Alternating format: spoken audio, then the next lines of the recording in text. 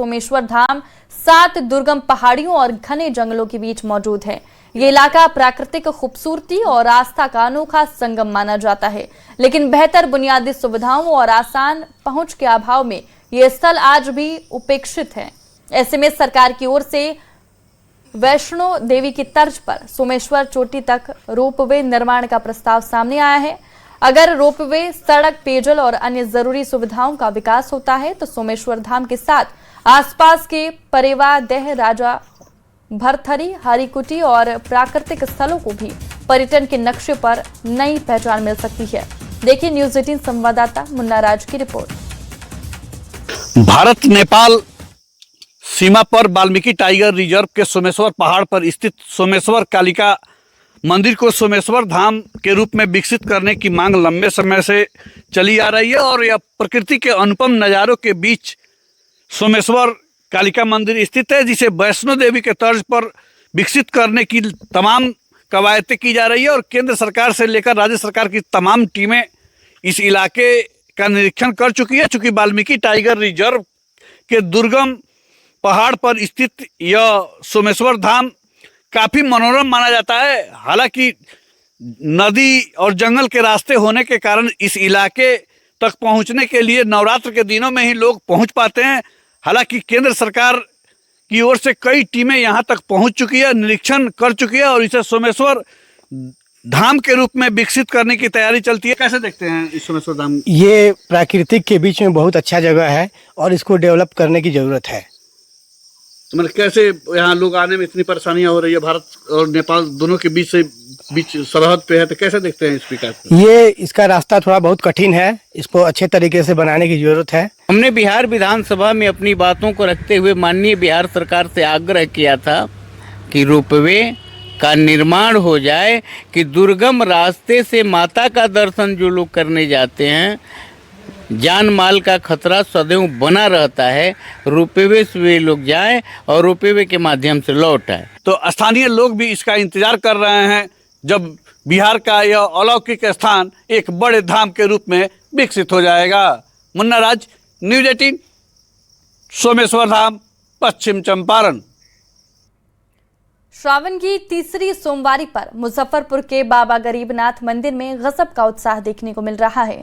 लाखों श्रद्धालु गंगाजल लेकर जलाभिषेक के लिए यहां पहुंच रहे हैं। हाजीपुर मुजफ्फरपुर कांवरिया पथ पर अलग अलग आकर्षक कांवर श्रद्धालुओं का ध्यान खींच रही है।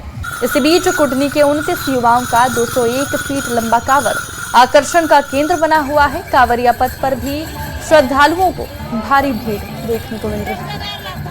श्रावण की तीसरी सोमवारी को लेकर गजब का उत्साह देखने को मिल रहा है और ऐसे में उत्तर बिहार के देवघर कहे जाने वाले बाबा गरीबनाथ मंदिर में जलाभिषेक के लिए लाखों कांवरिया पहलेजा से जल उठाकर जलबोझी करके चल चुके हैं। और आप यह तस्वीर जो देख रहे हैं मुजफ्फरपुर के हाजीपुर से मुजफ्फरपुर बाबा गरीबनाथ मंदिर जाने वाली सड़क है, जहां पर तमाम कांवरियों को आप देख रहे होंगे अलग अलग कांवर लेकर अलग अलग तरीके से जलबोझी करके जा रहे हैं और बाबा गरीबनाथ पे जलाभिषेक करेंगे।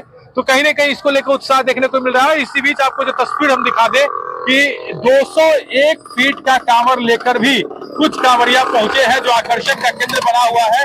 आप देख सकते हैं यह तस्वीर और यह कांवर, इसकी लंबाई 201 फीट है। यहाँ से आपको दूर तक इस कांवर की लंबाई दिखेगी। ये कांवर 201 फीट का है। 201 फीट का कांवर है। कहाँ से लेके आए हैं? ये पुरन्नी भगवानपुर से सर। पुरन्नी भगवानपुर से। जलाभिषेक कहाँ से आप लोगों ने किया? पहलेजा घाट से। पहलेजा से किया। कितने कांवरिया है, कितने श्रद्धालु है आप लोग जिन्होंने ये उठाया है? हम लोग टोटल 29 श्रद्धालु है। 29 है, जिसमें 2-4 लोग पीछे हैं, 2-4 लोग आगे हैं, बाकी लोग सब साथ में है। लेकिन जब कांवर उठाएंगे सब लोग को साथ में लेके ही चलेंगे बाबा गरीबनाथ की नगरी में। इससे पहले 2025 में निकाले थे 101 फीट का कांवर, इस बार निकाले हैं 201 फीट का कांवर। और आगे भी कुछ है? आगे भी कुछ नया करेंगे, कुछ आगे बढ़ाएंगे, आगे बढ़ाएंगे। चलिए, तो मतलब खूब उत्साहित है बाबा की नगरी। बहुत खुश है बाबा के। तो आप तस्वीर देखेंगे कि तमाम जो कांवरिया है वह काफी उत्साहित है और हर तरफ बोलबम के नारे से गुंजायमान है। और 201 फीट का कांवर लेकर करीब 29 युवा जो हैं वह भले ही पैरों में छाले पड़ गए हैं या फिर किसी भी तरह की परेशानी हो, लेकिन वह पहुंचे हैं और अब वह मुजफ्फरपुर के बाबा गरीबनाथ मंदिर, जहां जिन्हें उत्तर बिहार का देवघर कहा जाता है, वहां जलाभिषेक करेंगे। और इसको लेकर तमाम कांवरिया जो है काफी उत्साहित है। मुजफ्फरपुर से न्यूज़ 18 के लिए प्रियांक सौरभ। कोल्हान में लगातार हो रही मूसलाधार बारिश के बीच चांडिल डैम का जलस्तर रेड लेवल 183.22 मीटर के पार पहुंच गया है। हालात को देखते हुए डैम के 13 फाटक खोल दिए गए हैं, जिसके बाद जमशेदपुर की दोनों नदियां खतरे के निशान से ऊपर बह रही है। निचले इलाकों में सैकड़ों घरों में बाढ़ का पानी घुस गया है। प्रशासन ने लोगों को सुरक्षित स्थानों पर पहुंचाया है और दोनों जिलों में हाई अलर्ट जारी किया है। हालांकि बारिश थमने से जलस्तर में राहत की उम्मीद है, लेकिन अगले कुछ दिनों में भारी बारिश के अनुमान ने चिंता बढ़ा दी है। मानगो में बहुत बुरा हाल है और नीचे का जो भी इलाका है वो सारा डूब चुका है। लगभग 1000 से ज़्यादा परिवार पीड़ित है और बाढ़ का पानी घरों में घुस चुका है।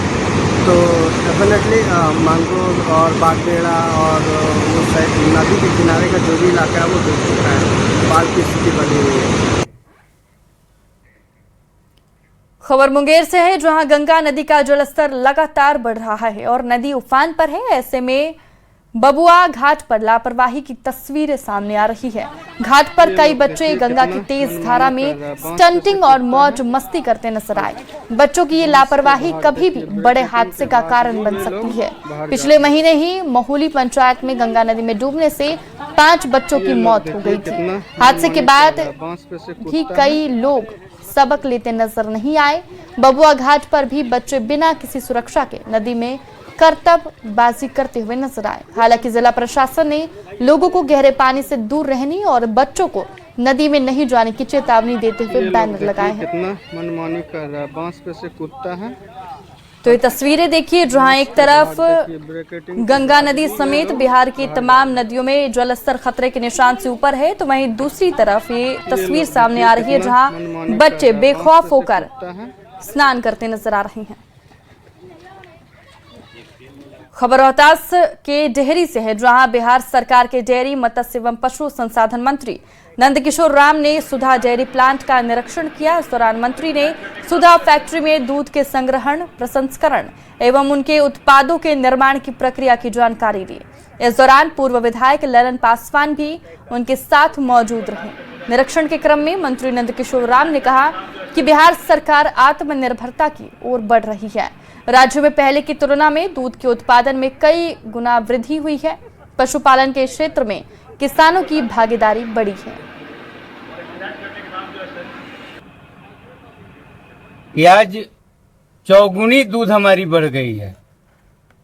हमारे यहाँ दुधारू पशुओं की संख्या बढ़ी है और किसान भी आज 4 लाख मीट्रिक टन रोज दूध लेते हैं।